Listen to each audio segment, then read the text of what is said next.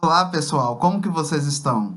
Espero que estejam todas e todos muito bem.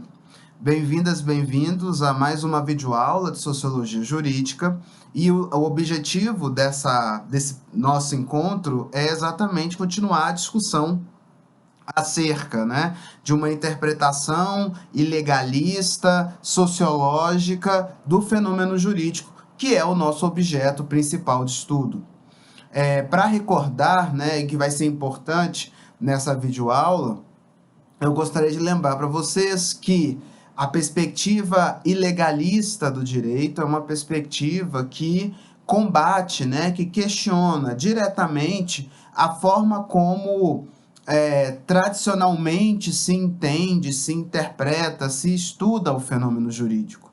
Então, por uma influência ainda muito significativa do positivismo jurídico ou do juspositivismo, nós temos uma tendência muito grande de interpretar direito como se fosse norma jurídica, ou reduzir o fenômeno jurídico à norma jurídica.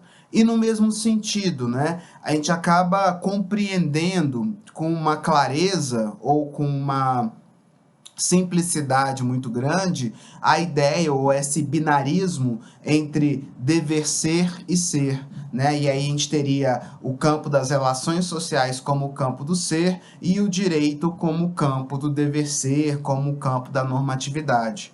Percebam que essas duas ideias são ideias que estão aqui complementando, né, integrando uma a outra. A nossa perspectiva ilegalista do direito, ela tem como objetivo exatamente questionar essas duas perspectivas.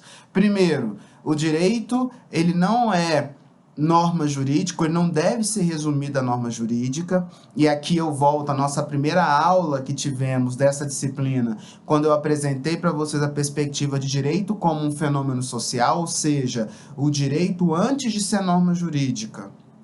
Ele é um reflexo, ele é um espelho, uma consequência de um conjunto de relações ou de um contexto social ao qual ele está inserido, primeiro ponto. E o segundo ponto, né?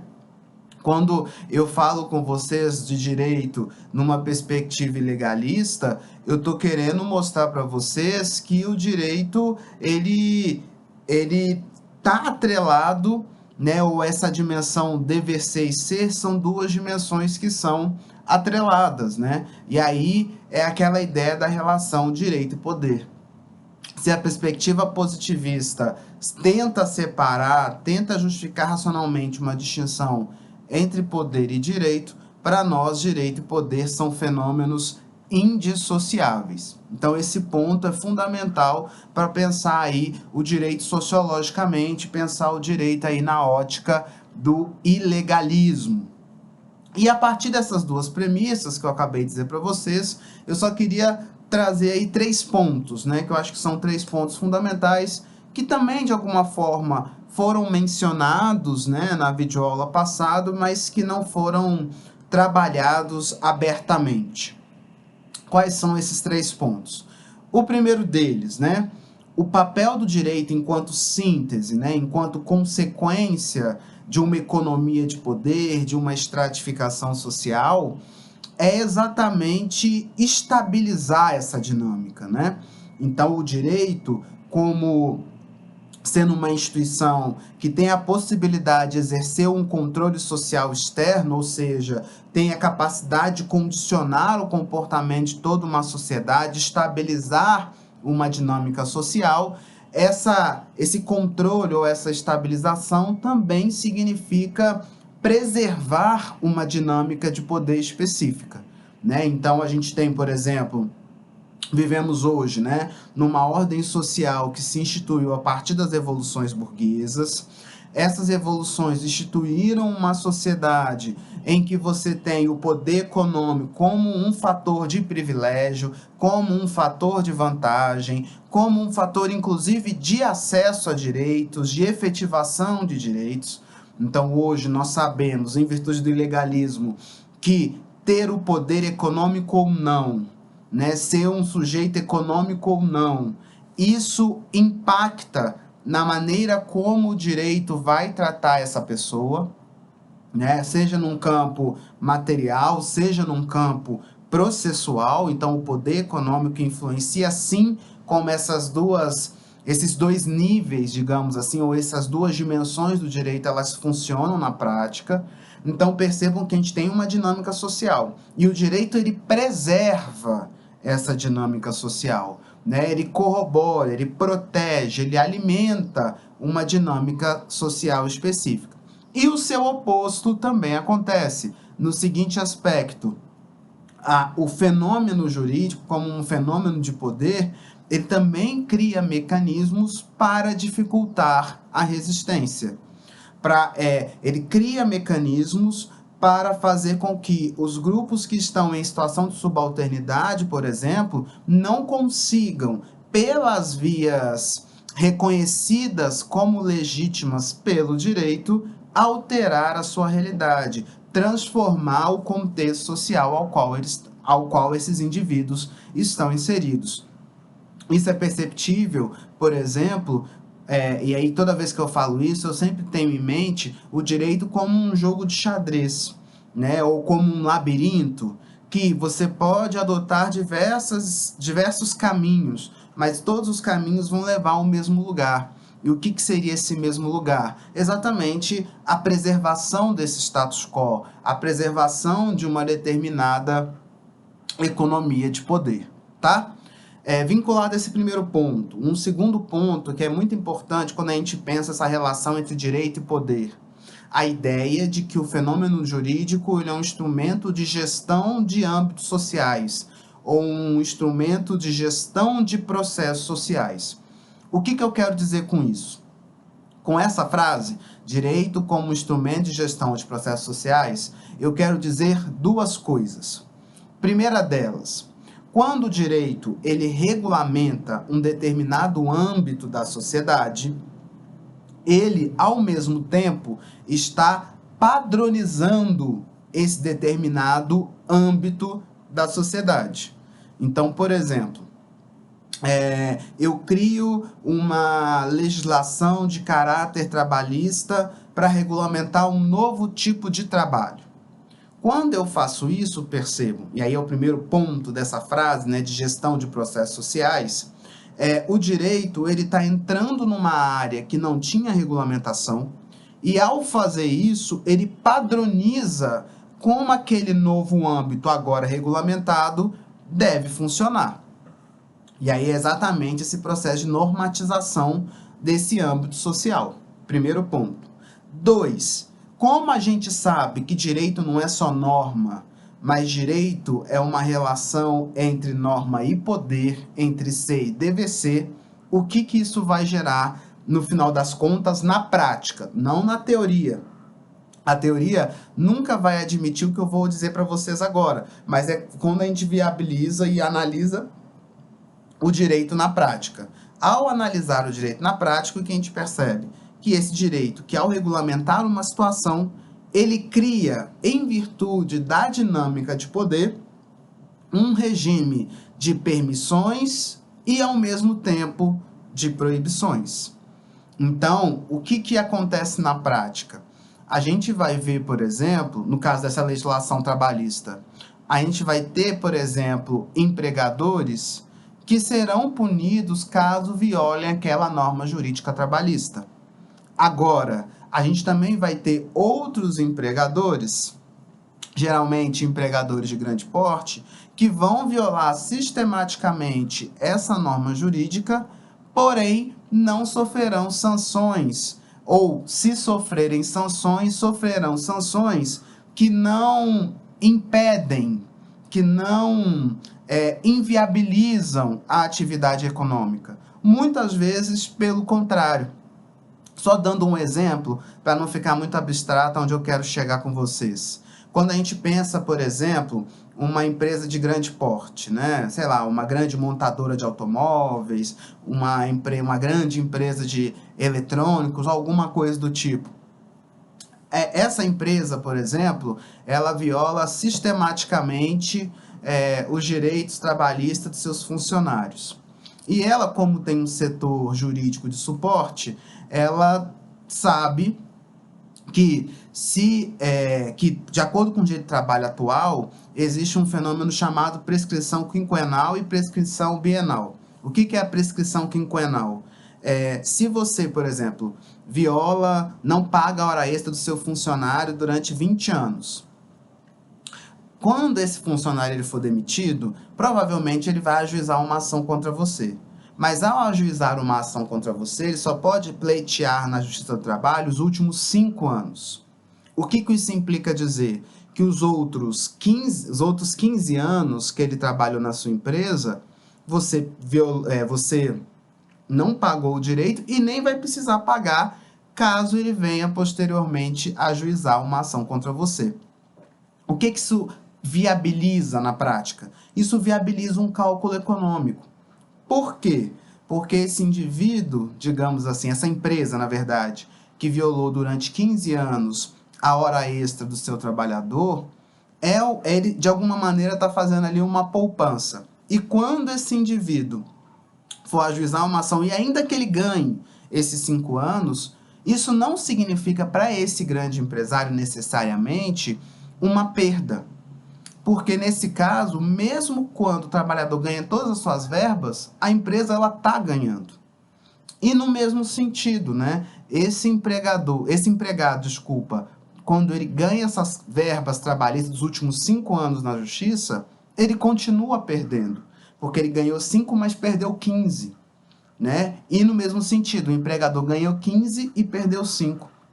Não sei se eu consegui me fazer compreensível nesse exemplo, mas eu quero que vocês percebam que acaba que a norma jurídica, né, tentando explicar de uma outra maneira, quando ela incide na realidade, ela vai incidir de forma diferente, de modulação diferente, a partir dos indivíduos que estão envolvidos num determinado contexto jurídico.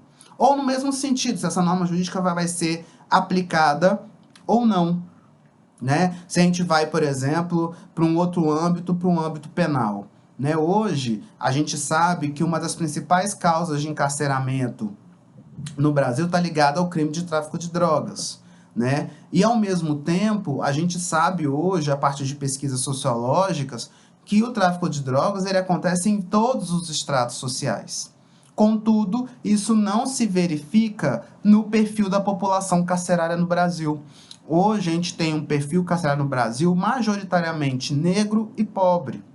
O que isso implica dizer? Que por mais que a gente tenha uma tipificação penal que criminaliza o tráfico de drogas, a gente sabe que na prática existem traficantes de drogas que praticam esse crime sistematicamente e não são punidos. E por outro lado, tem pessoas, né, segmentos sociais que praticam e são punidas. E pior, né, como eu ainda vou falar na videoaula de hoje, há pessoas que não praticaram o ilícito, no caso o tráfico de drogas, e são encarceradas e são punidas como se traficantes fossem. Como que se dá essa maleabilidade ou essa modulação da norma jurídica na prática? Em virtude da influência do poder. E é exatamente isso que eu estou chamando de direito como instrumento de gestão de processos sociais. Ou seja, é um direito que, ao regulamentar uma situação concreta, ele cria, na prática, em virtude do poder, um sistema sempre de permissão e de proibição. Então, se existe uma norma que proíbe uma conduta, vocês podem ter certeza, vão ter segmentos sociais que vão praticar essa conduta sem sofrer sanção jurídica. E, por outro lado, tem indivíduos que vão praticar essa conduta e vão sofrer uma sanção jurídica. O que cria essa permissão e essa proibição é, de fato, a dinâmica do poder. Compreendido? Espero que sim. E o terceiro ponto, né, que a nível introdutório, né, que de alguma forma dialoga com o que foi dito na videoaula passada, que está ligado à finalidade do direito. Então, para nós da sociologia jurídica, haverá situações em que, de um lado, você vai ter a preservação da ordem social em jogo e, do outro lado, a preservação da ordem jurídica em jogo. Nessas situações em que você tem interesses divergentes de um lado da ordem social, e aí quando eu falo da ordem social, lembrem-se sempre da episteme liberal demandando uma coisa. e do outro lado você tem uma ordem jurídica indicando um outro caminho, nas situações em que houver conflito entre essas duas perspectivas, qual que o direito vai fazer prevalecer? É a ordem jurídica ou a ordem social? Vai ser a ordem social. Então, se houver uma situação de conflito, a ordem social sempre prevalecer. Os interesses de mercado, os interesses econômicos, os interesses do liberalismo, eles vão prevalecer em relação à ordem jurídica. Mais para frente, em videoaulas para frente, nós vamos trabalhar a relação direito e soberania. E eu vou fazer umas videoaulas para falar sobre o pensamento de George Agamben. E o que o George Agamben ele vai mostrar para a gente? Que o Estado barra direito, em prol dos interesses econômicos, ele viola o próprio direito que ele criou. Então, o Estado, ele é um dos maiores violadores do direito que ele mesmo criou. E o que significa isso? Significa dizer, nesse momento introdutório, que o papel do Estado barra direito não é preservar a ordem jurídica, necessariamente, mas preservar a ordem social. E repito, quando eu falo em ordem social, lembrem-se sempre do que eu estou falando de uma ordem social, de episteme liberal, biopolítica, como nós já estudamos aí em videoaulas passadas e também em aulas presenciais. Então, são esses os 3 pontos que eu gostaria para a gente poder avançar na discussão. Primeiro, no sentido de que direito como um fenômeno de poder é um direito que vai estabilizar um sistema social específico, que vai estabilizar, proteger, manter uma determinada estratificação social.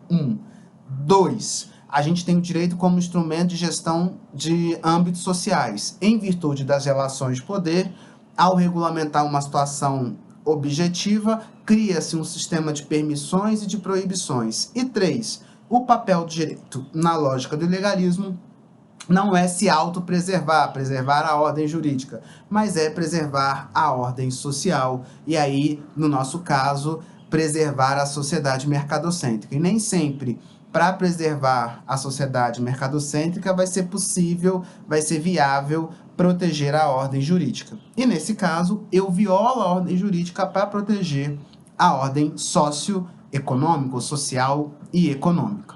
Tudo bem, gente?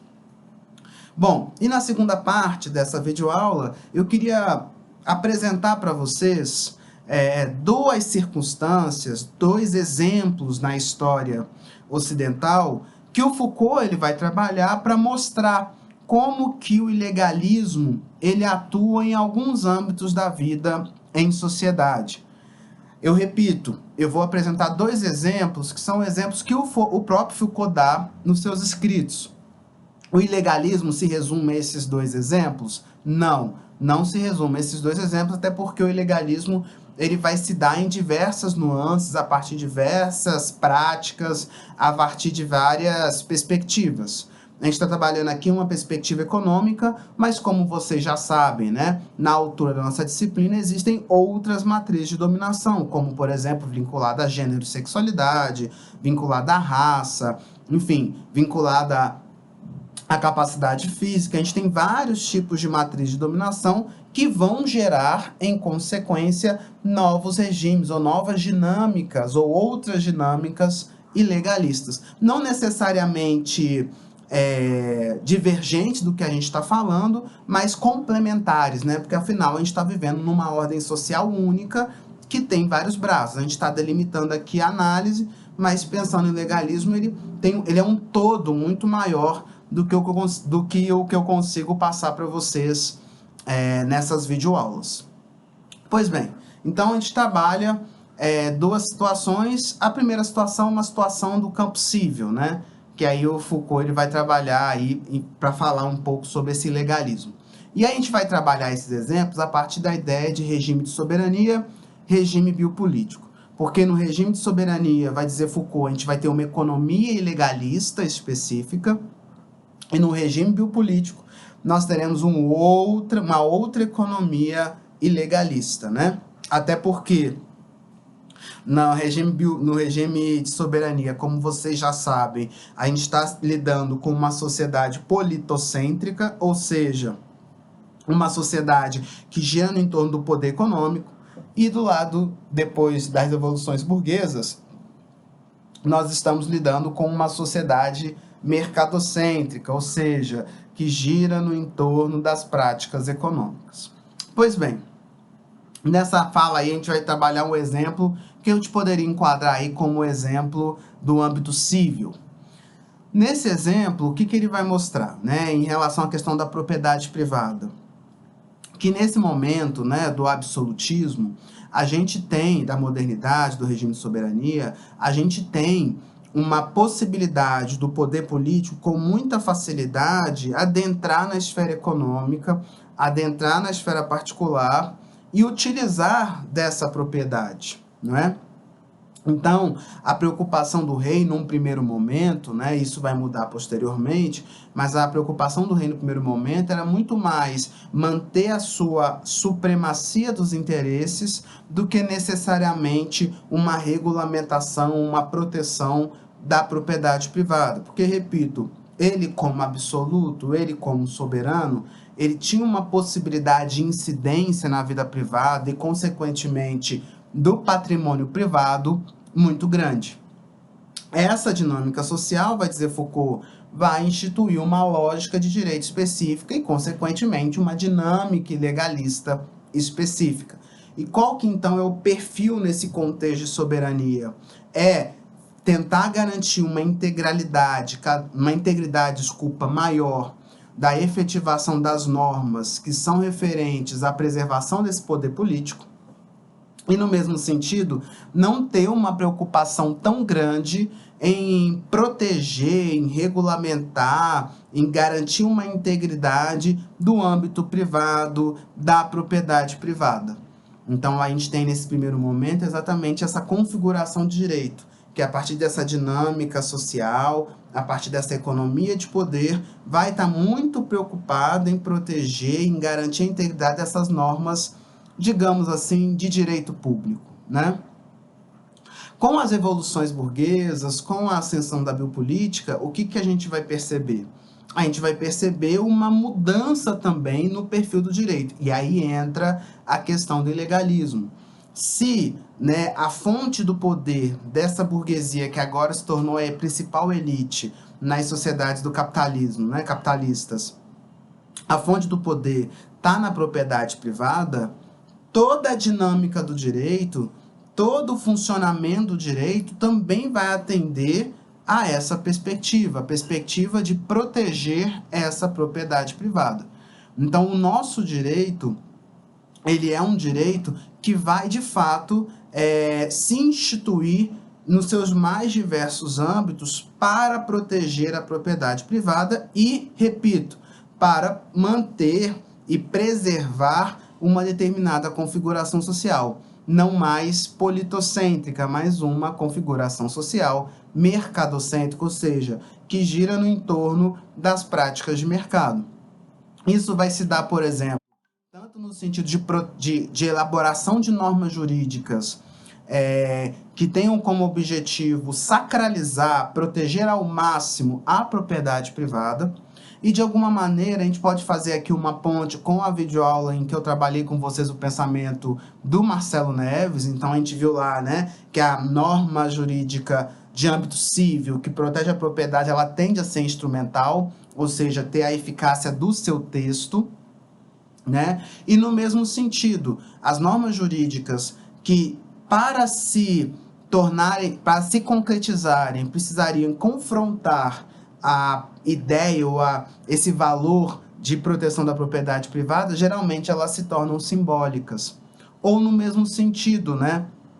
Se necessário for para garantir, né, e aumentar ou potencializar a aquisição de capital, de riqueza, de propriedade privada, se para isso for necessário a violação da norma jurídica, o direito também cria uma espécie de regime de permissão para viabilizar esse acúmulo de riqueza, de viabilizar esse acúmulo aí de capital, de propriedades, etc. Então, dando um exemplo do que eu acabei de dizer, quando a gente pensa, por exemplo, as grandes fortunas, né? Então, existem alguns sociólogos, né, sociólogos da riqueza, né, sociologia da riqueza, da propriedade, etc. Muitos vão defender o quê? eles vão defender que hoje as grandes fortunas do mundo, elas se tornaram grandes fortunas não porque elas atuaram sempre com base na legalidade, mas porque elas contam com a ilicitude, contam com a ilegalidade para poderem se tornar grandes riquezas. Um exemplo disso é a prática da sonegação fiscal, né? Então, quem tem condições, quem tem aparato técnico, quem tem aparato de poder, capital social, para poder praticar a sonegação fiscal e sem sofrer uma sanção, pratica e produz uma grande fortuna a partir disso. Só que não é todo mundo que tem essa mesma facilidade. Por exemplo, um funcionário fichado, ele tem, né, que tem carteira assinada, ele tem o desconto do imposto de renda na própria folha de pagamento. Então, não é um dinheiro que ele recebe e depois ele paga, né? É um dinheiro que ele já não recebe porque já vai direto para o governo federal, né? Para o fisco. Então, percebam como a gente tem dinâmicas diferentes para grupos diferentes, mas sempre com uma mesma racionalidade, uma racionalidade econômica. Essa racionalidade econômica, ela pode, no primeiro momento, demandar a criação de normas jurídicas para a proteção da propriedade. Em outro contexto, ela pode demandar a violação das normas jurídicas já positivadas, de novo, para aumentar ou para proteger ou para fortalecer a propriedade, mas em ambas as circunstâncias, o que a gente tem? A proteção da propriedade. E é exatamente isso que vai se dar o regime legalista, né, do direito burguês ou do direito pós-revoluções burguesas. É um direito que vai sempre atuar numa racionalidade econômica, ora instituindo normas jurídicas, exigindo, né, a integralidade, ou a integridade na aplicação dessas normas, ora violando normas jurídicas porque isso é mais conveniente para a propriedade privada, para a riqueza, para o capital, e por aí vai. Então percebam como essa dinâmica do poder vai dando os contornos práticos do direito. E o que eu posso afirmar para vocês é, no contexto em que nós estamos, sempre vai se dar a partir da ótica econômica. Ok, gente? E aí, um outro exemplo, né, que o Foucault vai dar nesse contexto, para a gente poder discutir um pouco o fenômeno do ilegalismo, está ligado à esfera penal. E aí a gente faz de novo um comparativo, né, entre regime biopolítico e regime de soberania. No regime de soberania, e aí eu já passo por exemplo penal, no regime de soberania em que a gente tem uma sociedade que gira em torno do poder político e que existe como finalidade última a preservação, a manutenção, o aumento da força desse poder político, o poder punitivo do Estado também vai corresponder a essa expectativa. E como se dava o poder punitivo nesse momento histórico? Era a pena de suplício, a pena espetacularizada, né? O horror, a dor causada ao outro, ao condenado, no espaço público. Qual que era o objetivo disso? Ter um caráter pedagógico, mostrar a força do rei, mostrar a imperatividade da autoridade real. E no mesmo sentido, gerar medo, gerar temor, gerar receio de questionar esse poder político, exatamente para manter uma dinâmica de poder bem verticalizada, bem enrijecida. Contudo, né, como a questão não é só uma questão de norma, mas também uma questão de poder, nós temos aí grupos de forças que vão maleabilizar esse interesse real imediato. Como que isso vai se dar? Vai dizer Foucault lá no livro Vigiar e Punir. No primeiro momento, a gente tem o ilegalismo das elites. Então, não sei se todo mundo se recorda, mas a modernidade ela também é marcada pelo mercantilismo, por uma aliança entre o rei e a burguesia. A burguesia pagava impostos no sentido de fortalecer um poder real que na Idade Média estava enfraquecido, e do outro lado, você tem uma elite burguesa que é protegida, que tem os seus interesses satisfeitos, por exemplo, de expansão econômica, de busca de novos mercados, novas rotas marítimas, pelo Estado. É essa aliança Estado-burguesia que vai marcar aí a primeira fase do capitalismo.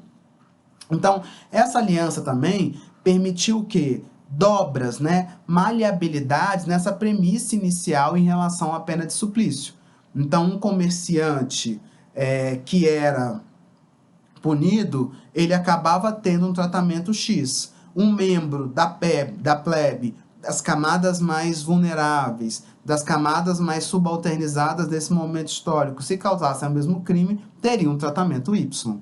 Então, essa economia, né, essa dinâmica de poder político e econômico que vinha fora do direito, reverbera na maneira como o direito se dá na prática. Nesse caso, gerando aí tratamentos diferentes para situações semelhantes, né? Para situações objetivamente parecidas. Isso vai se dar, né, no campo do ilegalismo das elites, digamos assim. Esse legalismo das elites, analisando historicamente Foucault, vai gerar impactos também no que ele vai chamar de legalismo popular.